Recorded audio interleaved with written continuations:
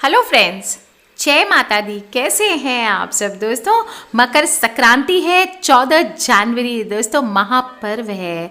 और मकर संक्रांति हिंदुओं के प्रमुख त्योहारों में से सबसे ज़्यादा सर्वश्रेष्ठ मानी जाती है। दोस्तों इस पर्व को पूरे भारत में किसी न किसी नाम से अलग अलग रूप में मनाया जाता है। कहीं पर पोंगल के रूप में, कहीं लोहड़ी के रूप में, तो कहीं संक्रांति और कहीं मकर संक्रांति के रूप में। पौष माह में जब सूर्य मकर राशि पर आता है तब ये त्योहार मनाया जाता है और इस दिन सूर्य धनु राशि को छोड़कर मकर राशि में प्रवेश कर जाते हैं। दोस्तों इस दिन को इसीलिए मकर संक्रांति के रूप में हम मनाते हैं। तो मकर संक्रांति के दिन से ही सूर्य की उत्तरायण गति भी प्रारंभ होती है। अभी तक क्या होता है, सूर्य दक्षिणायन में होता है जो कि अंधकार होता है और सूर्य से पृथ्वी की दूरी बहुत ज़्यादा अधिक होती है, जिसकी वजह से रात लंबे होते हैं और दिन छोटे होते हैं। लेकिन जैसे जैसे मकर संक्रांति के बाद से सूर्य उत्तरायण होते हैं, यानी कि हमारे दिन बड़े होते हैं और रातें छोटी होने लगती है दोस्तों। और इस साल तो बहुत खूबसूरत योग में आ रही है मकर संक्रांति दोस्तों। 14 जनवरी है, संडे का दिन है। ध्रुव, पारिजात और सर्वार्थ सिद्धि योग बन रहे हैं, जो कि कहते हैं कि दोस्तों इस योग में अगर किसी प्रकार के भी उपाय किए जाएं तो वो मनुष्य को माला माल करते हैं। दोस्तों इस शुभ पर्व का महत्व और बढ़ गया है और सूर्य के एक राशि से दूसरे राशि में जाने को ही दोस्तों हम संक्रांति कहते हैं।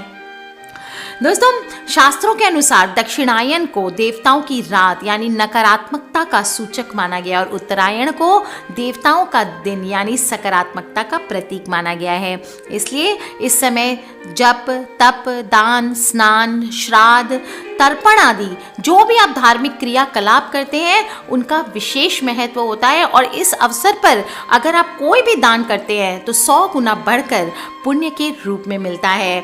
दोस्तों इस दिन शुद्ध घी, कंबल का दान करने से भी मोक्ष की प्राप्ति। हालांकि साल में 12 बार संक्रांति आती है, लेकिन विशेष रूप से मकर संक्रांति का पर्व मनाया जाता है और ऐसे में किए गए दान और पूजा पाठ का विशेष महत्व होता है।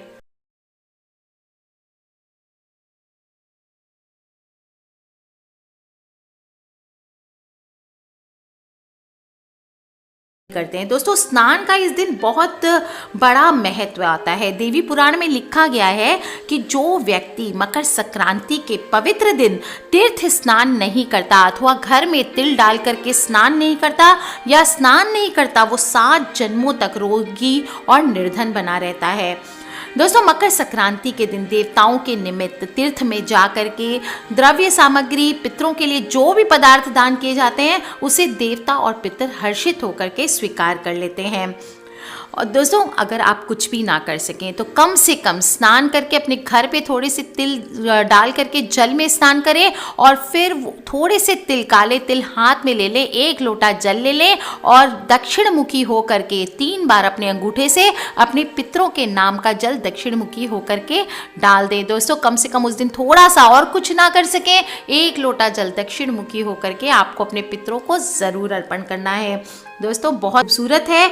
माघ माह के कृष्ण पक्ष की द्वितीय तिथि पर आएगा दोस्तों 14 जनवरी का दिन और उदय काल की साक्षी में होने वाले इस प्रवेश काल का धर्म शास्त्रीय महत्व में माना जाता है।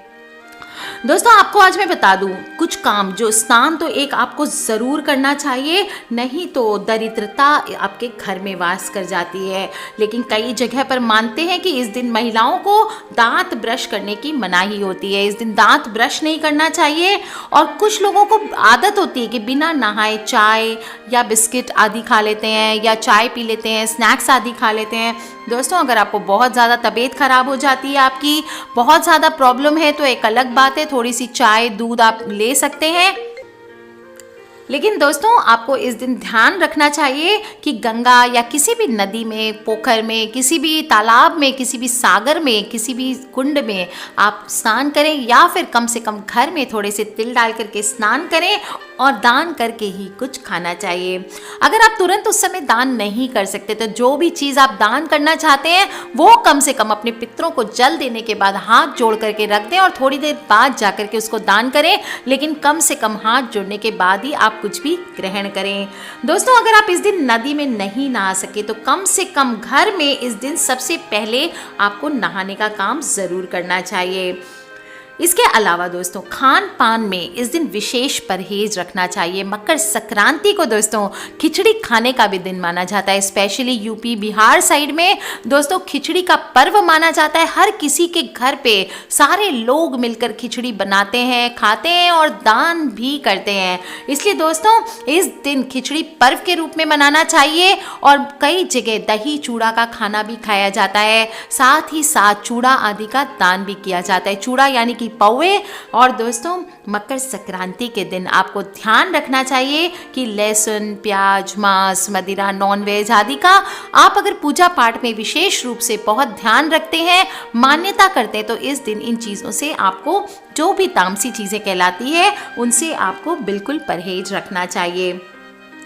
तीसरी चीज़ जो आपको ध्यान रखनी चाहिए दोस्तों, मकर संक्रांति के दिन आपको किसी भी तरह का नशा नहीं करना चाहिए। नशा सिर्फ ड्रिंक्स का नहीं होता है। कई लोग ड्रग्स लेते हैं, कई लोग सिगरेट पीते हैं, कई लोग तंबाकू का सेवन करते हैं। बहुत सारी तरह के नशे का सेवन लोग करते हैं दोस्तों, और इस दिन आपको किसी भी तरह के नशे से बिल्कुल बचना चाहिए। इस दिन आपको तिल, मूंग दाल की खिचड़ी आदि ये सब चीज़ों का सेवन करना चाहिए। वो आपके शरीर को निरोगी रखते हैं। दोस्तों आप देखेंगे कई साल तक आपके शरीर बिल्कुल निरोगी रहने वाला है। दोस्तों हमारे हिंदू धर्म में दान को विशेष रूप से महत्व दिया जाता है। हर त्योहार किसी भी दिन आ जाए यही कहा जाता है, दान कीजिए, दान कीजिए, दान कीजिए, दान कीजिए। क्यों दान कीजिए दोस्तों? कुछ ऐसे लोग होते हैं जो इस पृथ्वी पर इंसान तो बनकर पैदा हुए हैं दोस्तों, पर उनके पास इंसानों जैसे रहने की ना तो घर है, ना खाने को इंसानों जैसा खाना है, और ना ही पहनने को इंसानों जैसा है। तो दोस्तों भगवान ने अगर हमें इतना बख्शा है, इतना दिया है कि हम किसी से मांगने की बजाय किसी को हाथ उठा करके एक चीज़ भी दे सकते हैं दोस्तों, तो हमें अपनी श्रद्धा शक्ति के अनुसार जितनी आपकी पॉकेट अलाउ करे, एक मुट्ठी चावल ही अलाउ करे, एक मुट्ठी दाल ही अलाउ करे, एक मुट्ठी चूड़ा अलाउ करे, या एक चम्मच खिचड़ी अलाउ करे, एक चपाती हो दोस्तों, एक कंबल हो, एक बाल्टी हो, एक कोई भी सामान हो, जहाँ तक आपका पॉकेट अलाउ करे दोस्तों, आपको दान अवश्य करना चाहिए। और स्पेशली मकर संक्रांति के दिन कभी भी किसी भिखारी को, साधु को, बुजुर्ग को, या कोई भी आपके घर पे मांगने वाला आ जाए, उस दिन आपको उनको घर से खाली हाथ नहीं जाने देना चाहिए। दोस्तों आपसे जो कुछ हो सके उसके अनुसार उसको दे करके विदा करें, क्योंकि इस दिन दान देने का अपने आप में बहुत महत्व होता है।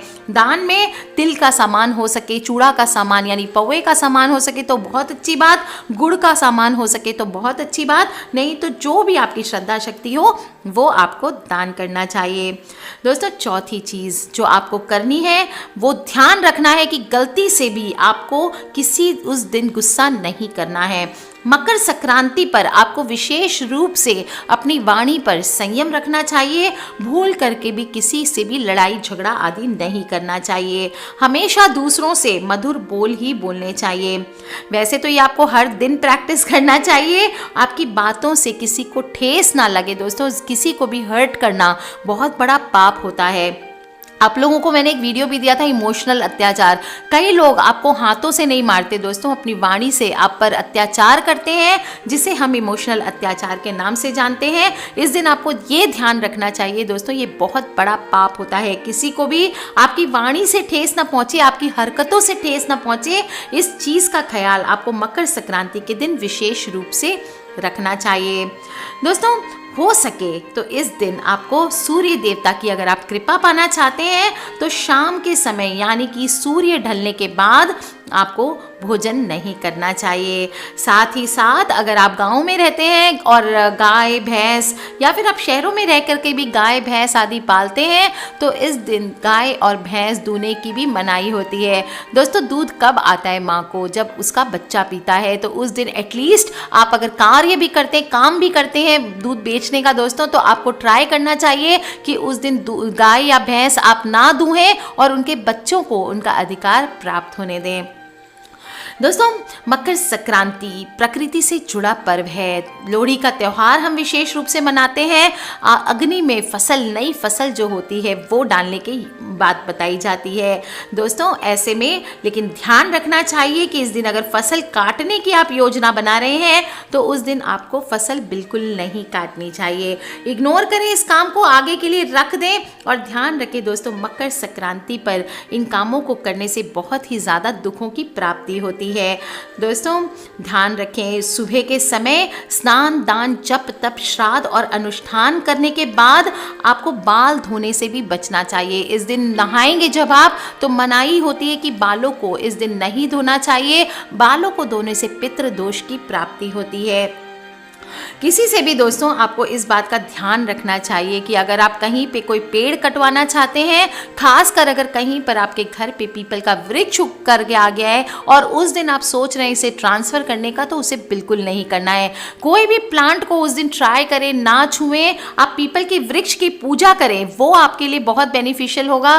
दीप जलाएं पीपल के वृक्ष पर, सुबह सुबह मीठा दूध डालें, परिक्रमा करें और दोस्तों कच्चा सूत लपेटें। लेकिन उस दिन वृक्ष काटने की मन में कहीं से भी कोई भी मनोभाव हो तो उसको आपको दूर कर देना चाहिए। दोस्तों, ये छोटे छोटे उपाय हैं जो मकर संक्रांति के दिन, और छोटी मोटी गलतियां हैं जो मकर संक्रांति के दिन आपको नहीं करनी चाहिए। दोस्तों, जो रक्त वस्त्र, धनुष आयुध, लौह पात्र, पेय भक्षण, गो रोचन, मृगवर्णी आदि कई सारे मुहूर्त में बैठ रही है, इसलिए दोस्तों बहुत ही खूबसूरत साल आ रहा है। आगे आने वाला वर्ष मकर संक्रांति पर आपके जीवन में बहुत सारे पॉजिटिव बदलाव लेकर के आएगा। और कल मैं बताऊंगी दोस्तों कौन सी राशि वालों को मकर संक्रांति पर किस चीज का दान करना चाहिए, ताकि आप सभी लोग इसका फायदा उठा करके अपने आगे आने वाले साल को बहुत ही खूबसूरत और मंगलमय बना सकें।